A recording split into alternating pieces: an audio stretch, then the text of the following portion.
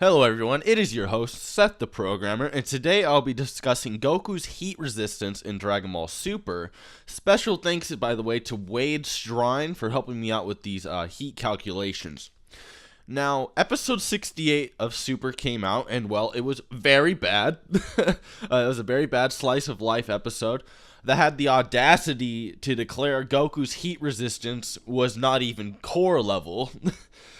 So basically, Bulma wanted Goku to go to the core of the Earth to fetch some raw material for her secret time machine she was building.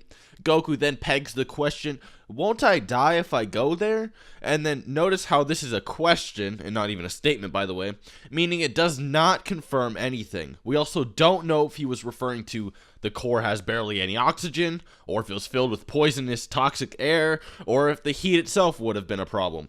But I believe it's not oxygen, as yes, Goku has fought in the stratosphere, and while it does have oxygen, it only has abysmal amounts of oxygen at best, just like the core has abysmal amounts of oxygen. Neither the core of Earth nor the stratosphere of Earth have anywhere near enough oxygen for a normal person to survive in. And if you take Goku in the stratosphere versus Beerus, he could breathe. And in fact, Akira Toriyama touches up on this and states, well, maybe since he's an alien, he could breathe a little bit. Clearly just a cop-out of plot, but it does mean Goku can breathe in extreme environments just with difficulty. Although he can't breathe in water, but he can breathe in the stratosphere. If that makes sense, I guess. So now every irrelevant downplaying community on every corner of the internet floods on over to heat resistance. Goku must not be able to take any form of heat if he's going to die from the core, right? Well, before I get into that, I'm going to propose an ultimatum to all the downplayers that they have to accept one way or the other if they follow through with this heat argument. Ki Blast. Ki Blast either obliterate foes and planets with extreme levels of heat and concussive explosive force, or Ki Blasts are raw force. And if you deny that Ki Blasts are heat-oriented and if they're just raw force, then you're conceding Goku can literally haymaker forces capable of burrowing through planets and obliterating them, and even attacks that can annihilate numerous galaxies. So yes, you're either conceding he has no heat resistance and a fuck ton of raw physical strength, or arguing he has high heat resistance but low lifting strength, which I've debunked. There's no in-between here. Now let's get into debunking this core shit.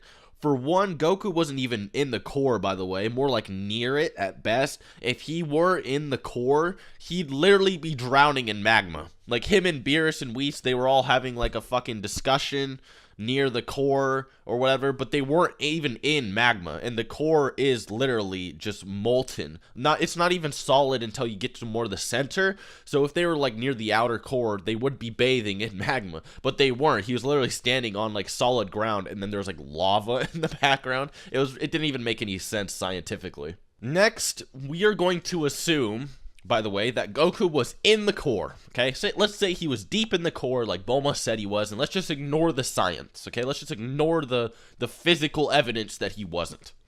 The core's heat of 6,000 degrees Celsius or over 10,000 degrees Fahrenheit, whatever amount of Fahrenheit, it's not even relevant, it's 6,000 degrees Celsius. Then Goku would tank it with absolutely no difficulty either way. Why? Well, there's two main types of energy: potential energy and kinetic energies. Potential energy, in short, is just that. Potential energy in something.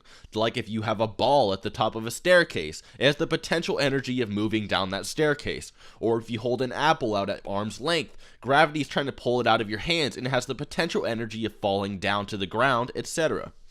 Now, kinetic energy is that potential in action. Now, say that same ball at the top of the stairs was now rolling down the stairs. It is now in motion. It now has kinetic energy. Same with the apple. If you dropped it, it's falling. It is in motion. It now has kinetic energy. Heat, in a sense, is a molecular level of kinetic energy. Like temperature, it's the measurement of the movement of particles in the air or in an object.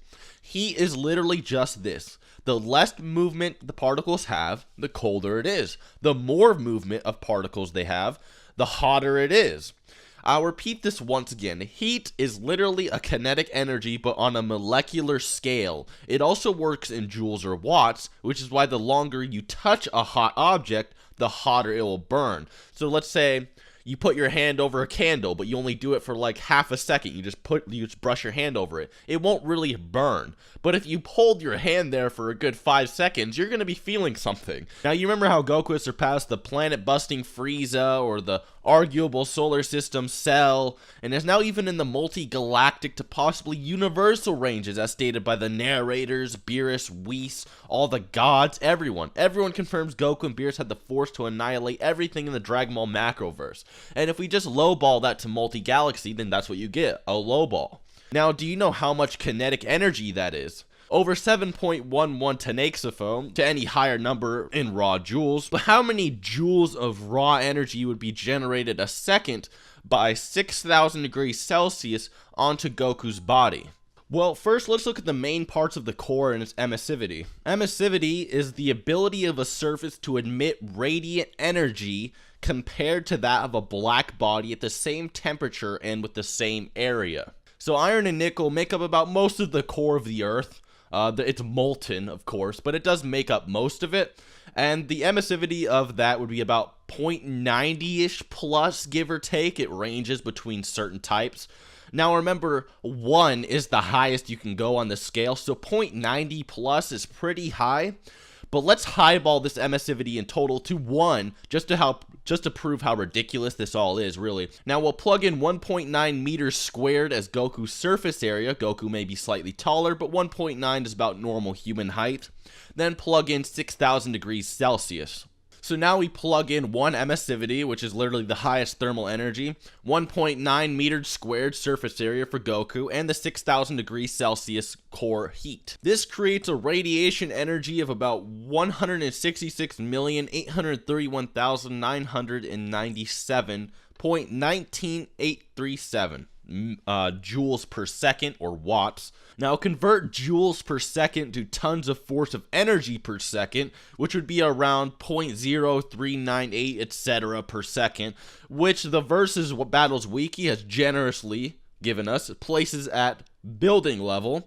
Now if we multiply that by say 60 seconds and say Goku was down there for a full minute, then it would have resulted in about 2.392 per minute, which is a roughly large building level force at best.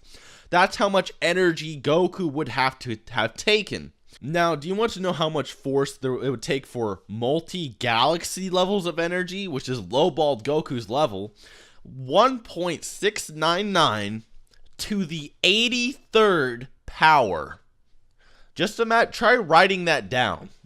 Try plugging that into your calculator and seeing what you get real quick. I want to see if your calculator can even handle that number. 1.699 to the 83rd power is how much multi-galactic force of energy would have. Now, the core is giving off 2.4, basically. 2.4 compared to 1.699 to the 83rd power. Please try to keep that in mind when you're arguing about this. That means Goku would have to sit in the core longer than he'd even live naturally, let alone the planet itself, which would roughly last about 5 billion years at tops, as the sun will consume it eventually when it begins to die. So yeah, there's no way in fuck the core can generate enough energy to kill Goku. Even in 100 years, it wouldn't even kill Goku.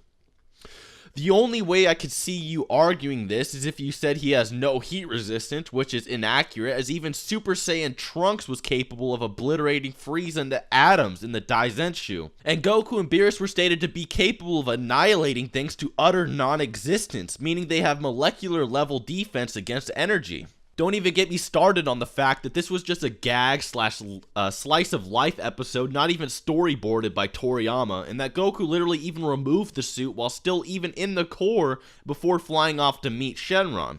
Even Beerus looked like he was wondering why he was wearing it. In conclusion, there's just absolutely no way scientifically that the core could take out Goku or generate enough energy to kill Goku unless he was just being suppressed and being lazy. Now stop bringing this dumb shit up. Goku could even tank jet afterburners, and raw lava numerous times even before this crazy multi-galaxy god power-up. Anyways, hope you guys enjoyed the video. I hope you learned something, and till next time.